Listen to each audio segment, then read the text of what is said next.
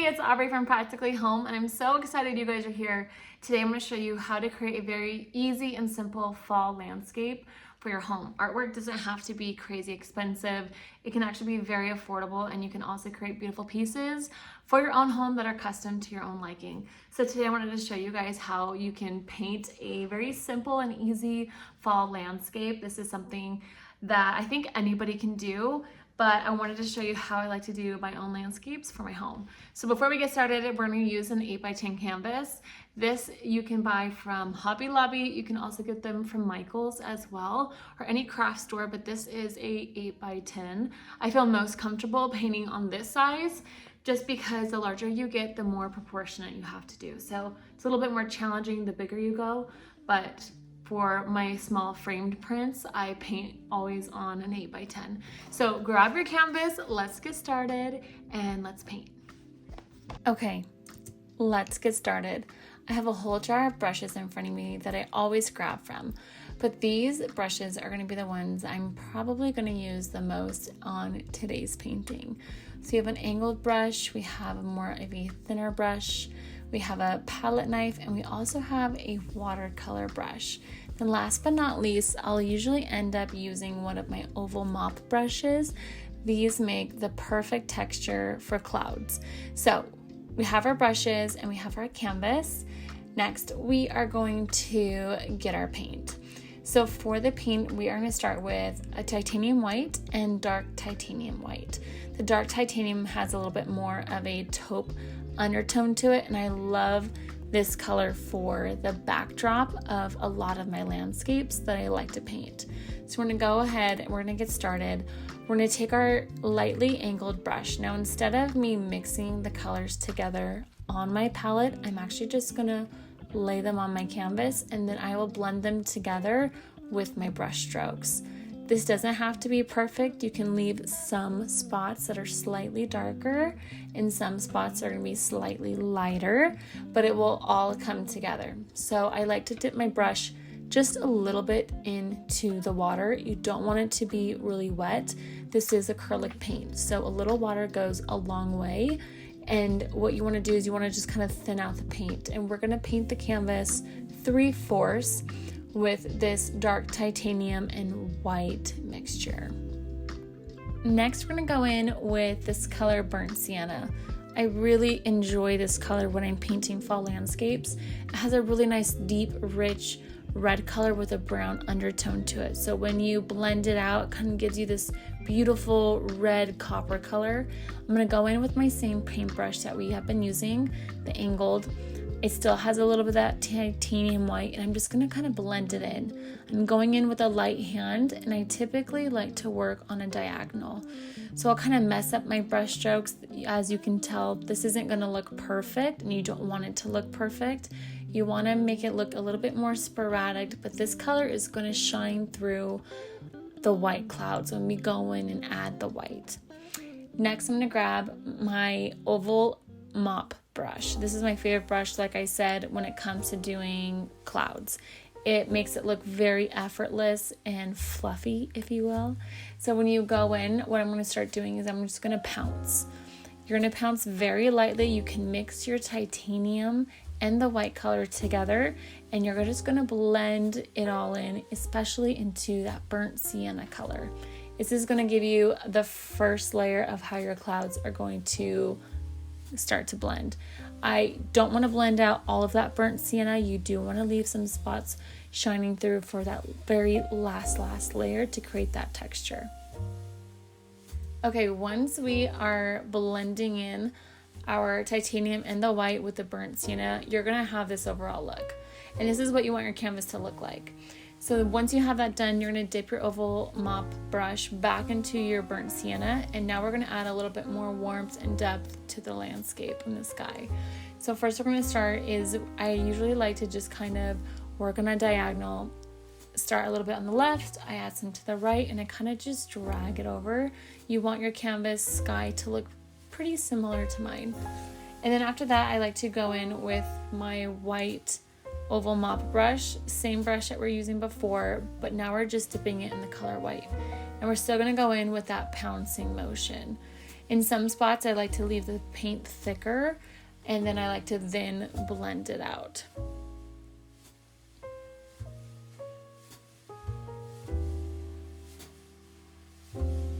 As you can see, I'm not covering all that burnt sienna because I really want it to come through.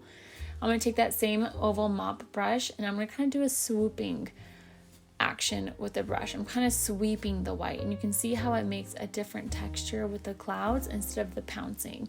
So I'm going to sweep some on the top and on the edges of the canvas, and I'm also going to bring some lower to the lower half of the canvas as well.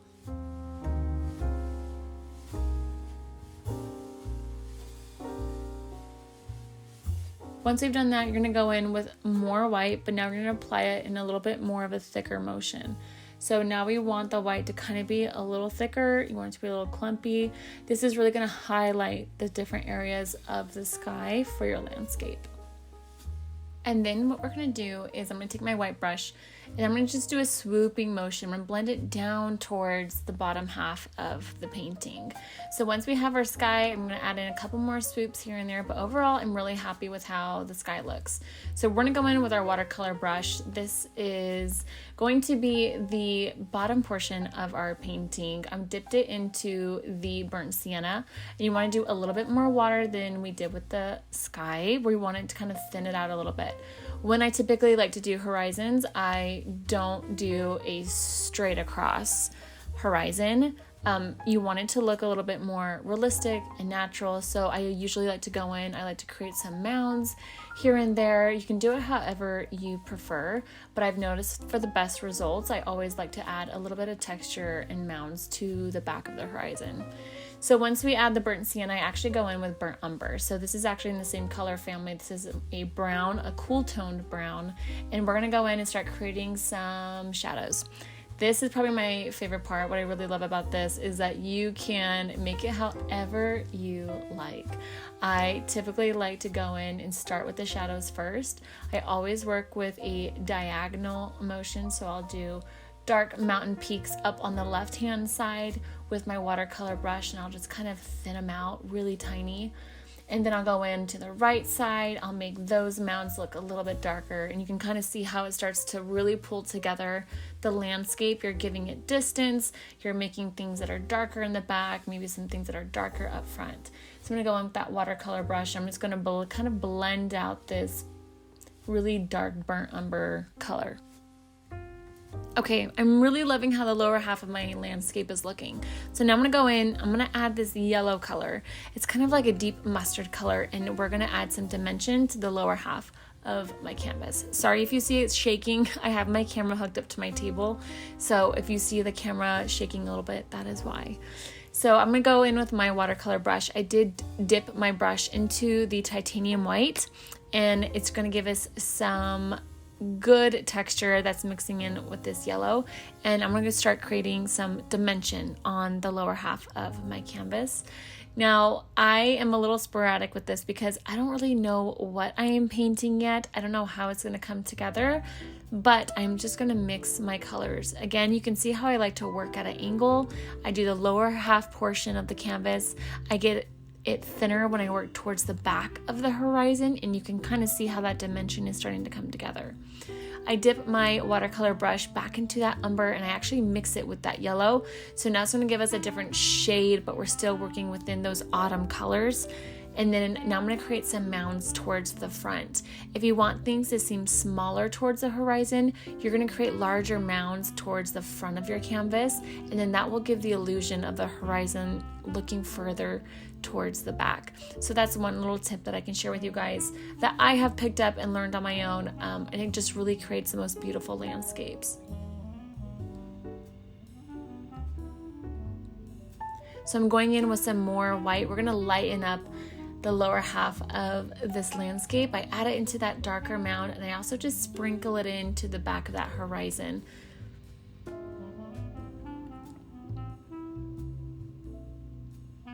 We're going back in with that burnt sienna. We're also adding it into the lower half of our landscape.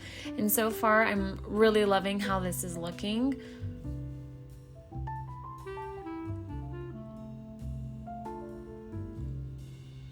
But now we're going to start creating more dimension towards the front. So I dipped my watercolor brush back into that burnt umber, and we're going to go in and start really creating some mounds towards the front of the canvas. Now overall, I'm actually really happy with how this landscape has turned out. You can either leave it here, but if you want to take it a step further, I'm going to show you what I would do next. Dipping my brush into that burnt umber, and I also added a little bit of black to my canvas. I'm going to go in with that watercolor brush, and we're going to really start to carve out the mounds and hills for the lower portion of this landscape. I'm going to take my skinny little brush and we're going to dab it into some water, and I like to use this brush for creating little bushes, and you can just do a pouncing motion just like this, and with a very light hand you can create different little strokes, but I'm going to go in and I'm just going to kind of pounce this, and I want it to make it look like there's shrubs.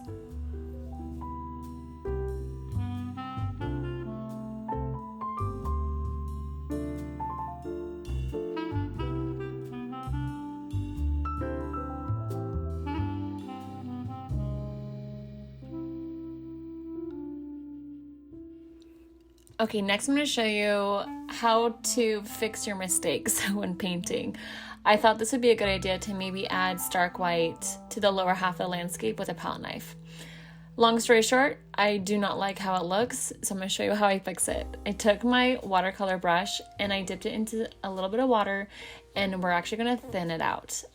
It was not a good idea, but when you paint, you often do make mistakes, and it's all about how you fix them. So I'm going to go in with this watercolor brush and I'm going to just lightly thin it out, and we're now going to make it look like this painting has a lake. So I think this actually works out for the best, because as I started to fix this, I was actually really loving the result, and I actually think that this made the painting that much better. So I went back in with that little brush that we used to make the shrubs, and I just used the colors that were on my palette, and we're going to blend out the white. You can kind of tell we added that thin white to the backdrop. So I love the lower half of the portion, but I went back in with my palette knife, and we're actually going to add some last texture to the sky. Palette knife adds a really cool strokes to any landscape, and I really like adding it to clouds especially. So I took the palette knife, and you're just going to apply it like you're slicing butter. And there's no right or wrong way when you do this, but you will notice that as you use a palette knife, the amount of pressure that you apply to the knife is going to give you different strokes. So once I used that, I went back in with my little oval mop brush, and we're just going to blend out those palette knife marks on the sky, and overall this is going to be the look that you are going to get. So once I did that, the last brush strokes that I did is I took that oval mop and I did that swooping motion down towards the lower half of the landscape, and I really love how it looked. Okay, so overall, this is how the landscape is looking. I'm actually really happy with it. I love how the sky turned out. If you want, you can go back in and add more white to the sky. I did end up adding some more stark white right down towards the lower half of the landscape, and I feel like that was a good in-between to blend the landscape and the sky together. Now, if you want to take it one last step further, you can go in and add little birds. I love doing this. It's kind of a new thing that I've been doing recently. But I'm going to go in and add some birds in the horizon. If you want them to look far off in the distance, you're going to go smaller. If you want to look like they're maybe flying closer, you're going to go a little bit bigger with the birds.